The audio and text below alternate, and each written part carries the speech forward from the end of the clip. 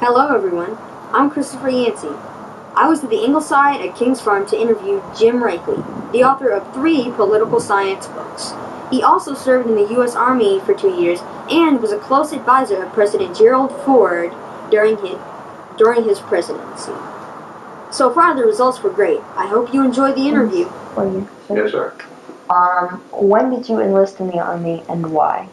When did I enlist in the Army? I did not enlist in the Army. I was drafted during the Korean War. I guess it was in 1961, and I then served in the Army for 2 years. But I took basic training to the infantry, which was in town camp, Pennsylvania, which was a very difficult, trying time. But I then was selected to go to the counterintelligence corps school in Baltimore, and became then a counterintelligence agent for the remaining of my time in the Army. I was in for 2 years.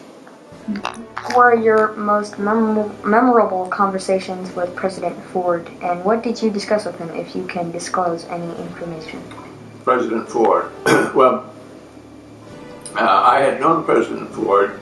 I was the political editor of Fortune magazine, which is a business magazine, and President Ford and Bill Scranton, who had been the governor of Pennsylvania, who had been very close friends in the Yale Law School. In the course of President Ford's presidency in Congress was a bunch of nonsense, and he didn't like to talk in that way. There was a feeling that he didn't have a clear philosophy, and Cheney decided that he did, but that he didn't express it very clearly. And so one morning in the White House, on Saturday morning in the White House, we tried to get him to develop a vast knowledge of the structure of the federal government. And he liked to, when he'd have cabinet secretaries with him, he liked to trip them up on their knowledge of the department, because often he knew more about the department than they did. And so he got satisfaction in doing that. But the attempt to get him to set forth a philosophy, a political philosophy, was not very successful. So.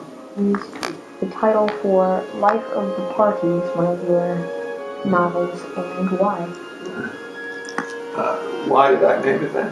Yes. That was not, the Life of the Party was not a novel. I wrote 3 novels, but that was a political science book that I wrote. Oh, I meant a political science book. I'm sorry, yeah, sir. Right.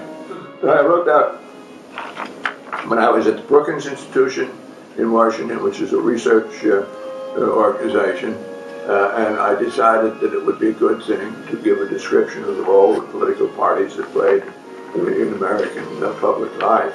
And that was my purpose in writing the book, and I think we had some success with it. It had got a good reception when it came out. In school at Harvard University, what did you study for a degree? My bachelor degree was from the University of Pennsylvania, which was in philosophy. Thank you for watching.